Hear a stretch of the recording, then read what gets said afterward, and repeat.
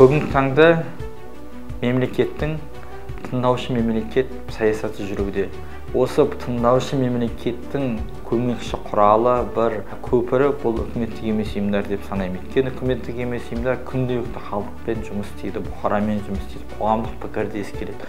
Сол ескерілген пікірлер, ұсыныстар мемлекетпен қабылданып, оның нәтижесі болып жатқандығына көзіміз жетіп отыр. Жамбыл облыстық жастар ұйымдарының қауымдастығы заң тұлғалар бірлестігінің басты мақсаты бұл жастар ұйымдарының ортақ консолидациясын қалыптастыру. Жамбыл облыстық жастар ұйымдарының қауымдастығы биылғы жылы мемлекеттік гранттың иегері болды.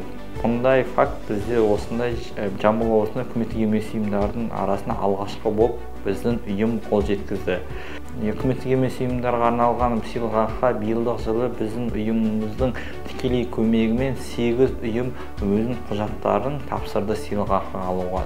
Бізден осы кеңес беру жұмыстары да осындай жобаларға қатысу жұмыстарына көмек жасау ары қарай да біздің ұйыммен жалғасын табатын болады.